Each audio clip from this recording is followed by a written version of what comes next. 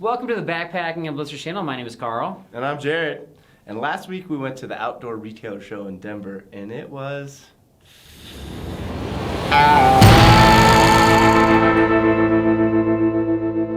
We are at the Outdoor Retailer Show here in Denver, Colorado Convention Center. Welcome.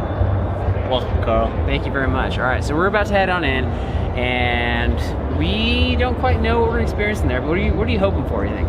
I'm excited to see some useful outdoor products, hopefully something that can help our listeners and watchers kind of make their trips that much better. Fellow adventurers? Yes. Yeah. I'm excited for maybe some new and upcoming products that maybe we haven't seen or heard of before. Okay. What are you excited for? I want to see something, yeah, kind of like what you were just saying, something new and exciting. I want to see something kind of ridiculous, but still potentially useful. And I think we're going to see that. So we'll let you be the judge and tell us which products that we find are like helpful and which ones are like, that's not gonna make it. So yeah, tell us below which one is really connecting with you, which one are you surprised even exists. All right, you ready to head on in? Let's do it. All right, come with us. See Jared's reaction. We're gonna find out. We're gonna find out what you think. All right, here we go.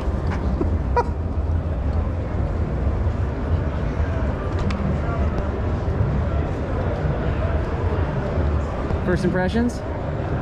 I'm excited, but I think we need to bring the energy in here a little bit more. We need to amp it up. Really? Yeah. Yes. Our hope was that we could each find 3 pieces of gear that was new, innovative, maybe game changers for our upcoming backpacking trips this year. And we were off to a good start. All right, so we caught up here at the Outdoor Retailer Show with Oscar, nicknamed Moosey. Yep, Moosey. And he's here with us from Packjack. Yep, Packjack Apparel. The Backless Jacket, and so we had to check this out. All right, so can you tell us a little bit about what's a Backless Jacket, and like what does it do? Why would somebody want this? Yeah, so let me start out with just a regular jacket. So we designed this so it's a regular, nice looking jacket, front and back, something that you can wear to the boardroom, something you can wear to church, not on a date. And it has the option of removing the back off. Okay, so it's zippered. So it's zippered. So it's probably hard to see, but it's zipper on both sides, so you can remove the back. So this piece is you can put in a mesh bag. Okay. Here. So so you have a mesh bag, and that way you have breathability. So whenever you're backpacking, you know how it is. Your back sweats. This removes that from you. So, so you get airflow to your back. Okay, so airflow to the back. All right. So you can actually wear this and put this on with a backpack on, right? For sure. Yep. Okay. And the way this is designed, this one you would put on first, then you would put on your backpack on top of it. The way we designed it, the pack jacket itself, is to put the backpack on first and then the jacket on without the back. Okay. Let's see what that looks like right now. All right, so how this works, the easiest way is to remove the hood and the back comes off. So you take the back off, and it's a separate back panel right here. So your back is off of it right now. So you would grab the backpack. So this is the different concept of it. So right now, typically you put a jacket on first, and then you put the back jacket on, or the backpack on afterwards. This one you put the backpack on first, and you put this on from the front. This has a universal connection. So this works with any kind of backpack. So if you have an internal and external. So he's got 2 straps on here that he put on the handle of the backpack, and then it looks like he's attached to your jacket. Yeah, so these have buttons that you just snap it to, and that way it doesn't fall off, right? So we have the button in the back, and then you grab this one, and then that way it doesn't fall off. So just this part right here, Jared, does this remind you of anything right here? When he had his arms going through the sleeves like that, did that remind you of anything? Kind of reminds me like a Snuggie, like kind of like a Snuggie, like a Snuggie for backpack, or a hospital gown or something. Okay. Right? So we also have connection pieces on the bottom that connects to it. My way of using it is just taking your belt and closing it off here. Okay. So there's no way for it to fall off. Right. The biggest key, if you look at it, is the breathability. Yeah. So you see how the air goes through here? Right. So air goes through the back, and now you can hike.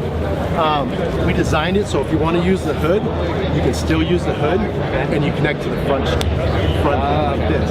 Right? So now you're full mode, your back has breathability on it, you have protection from the front, your arms are covered. As you heat up, if you do heat up, you open this up and the airflow goes all the way through. Oh, nice. So, super simple. Nice. what do you guys use for insulation?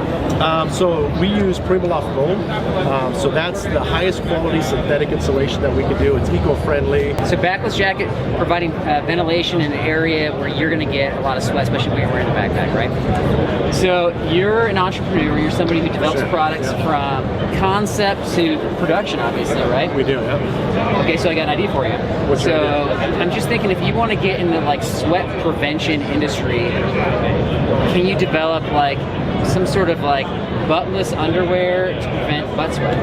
Yeah, so kind of like chapless. There you go. We actually, so that's next year's model. Okay. And that's next year. So that's the attachment piece to this one. Okay. So it's pack jack buttless. Yeah, Okay, so stay tuned. A jacket that is sort of backless, you can remove the back so as to prevent the back sweat. What's your thought on that? I like the idea of that product. I mean, when we're out and we're in dry environment and like your shirt's all good and you're all good and you're hiking, and then you take your pack off and your back is just soaked. Yeah. And then if the wind picks up, you're a little cold. So I think it's a great product. I think it's a really cool idea. Look forward to using it. Yeah, I think that this is a tough product because you had asked about like what kind of insulation is there, and so people are looking for more of like the synthetic insulation. If they already have that type of a jacket, I think that's a great fit for them. People that tend to bring the puffies or the down jackets or the fleece, it's kind of a tweener, right? And so if you can make it work, you make it work. But I guess as this company grows, I'd hope to see different types of insulation and some different options, I guess. But they're new, so we'll give them, we'll give them a chance. Yeah, I like it. So yeah, and I liked Oscar. He seemed like a great guy. Kind of played around with this a little bit and had some fun when I accused it of being a Snuggie, and and then who knows? Maybe he'll make the what would I call it? The buttless underwear, so to spread the butt sweat, right? Would you wear that? I mean, I tried it out. So we felt like Pat Shack was a good interview. It was on site, kind of like what we're looking for. And that's when we ran into some problems. Caught up with Atrix. Aaron Brown's here to show us how to have our feet scanned so that we have a better foot experience out in the backcountry. So welcome to the show. Thank you. All right, so Jared, you're actually getting your foot scanned. You here for this? Yeah, okay. I'm excited about this. I've had issues with blisters and flat feet, and ankles and heels, so I'm excited to hear what these guys have to say. All right. We've been helping people for several years, so I think we can do the same with you. Excellent. When we went to visit them, they scanned my feet, they had me stand on the sensor, and I thought they had some really good things to say, but I didn't feel like we had a lot walking away. I felt like we didn't have that much information walking away as far as tools moving forward. So I thought the idea of the product and the company was interesting, but I think they needed a little more follow-up.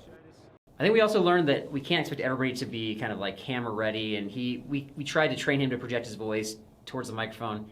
It just didn't work out. It was fine. But the concept of the product, though, let's talk about that. Did you like it, not like it? Yeah, I liked it because I've had a lot of different feet problems over the years, and so I like the idea of them being able to help me out. But then as far as, being at an expo and not really having things to try on, that's what I would like to see as the next step. So maybe if you saw them in a store, they had products to follow up, it would have been a little bit better. Okay. And I was a little bit skeptical of the product because where they scanned your feet, you're standing still, and as somebody who's more active, moving around, I want them to scan my foot as I'm moving. So like as I take a step, I want them to scan what the hot spots are, because that's gonna look very different from just kind of standing still and shifting around your weight. And then when I saw the orthotics that they had, they looked similar to Superfeet to me. So it didn't look like anything new on the market. I'm sure it was maybe a little more custom made. They had a few more options, but maybe not. Maybe they had similar options. So it just looks like something you can buy at the store, just a little more expensive. So that's my takeaway. So I don't even know if this next one qualifies for something that's like backpacking related or outdoor related. They convinced us to stop by their booth. They're like, hey, what if your tent zipper gets stuck? What if your, I don't know, what else could you use this for? Something. I could see it being used for like mountain biking, like if you're on a dusty trail and things like that, and you want to lube up your chain. Yeah, I could see the product used for that. For sure. And we're not a mountain biking channel, but for sure, there's like 1,000 uses for this. So we stopped by this like all natural plant-based lubricant company called Gear Hugger, and they tried to show us how theirs is better than your standard like oil-based lubricants. Plant-based lubrication. So Gear Hugger compared their product to a standard lubricant that you would get at a store, and they showed how theirs was much better than that product, and they had weights that they attached to it, kind of showing the friction and how the other lubricant wasn't near as effective as theirs. So I like this product. I don't know that I would use it for anything related to hiking or backpacking, or camping, I don't think. But you were skeptical of how they showed off their products. Yeah, I wasn't super impressed with the product because they were comparing their product compared to WD-40. Now, that being said, obviously their product might be better in that it's better for the environment. They're using environmental friendly materials for it, but WD-40, sorry guys, isn't really a good lubricant. It's used more to clean those types of products, and then you would follow up with like a silicone lubricant, and that's gonna help, you know, those bike chains and different things like that, or whatever you're lubing up at the house. Maybe it's your garage door or something like that. So that was the part I wasn't too impressed with. Okay, fair enough. It seems like you might be wondering, what you're talking about, a lubricant? Yeah. These are the options that we had at the show. The only other thing was, you know, you've seen a lot of those like Yak Tracks or Micro Spikes. There's another company that had that. I'll demo that. I'm on a block of ice right now. You can see that it's biting into the ice. You're not going to slip and fall. Very easy to put on. You're ready to go. That felt similar to me. Was already out there. Was that anything innovative for you? Yeah, I mean, it looked similar to Yak Track. Actually, my favorite part was when the dog started licking the huge thing of ice. That was my favorite part of that demonstration. I think that was happening a lot that day. So we were hoping to see, you know, like new backpacks, new sleeping bags, different tents, lighter weight stuff.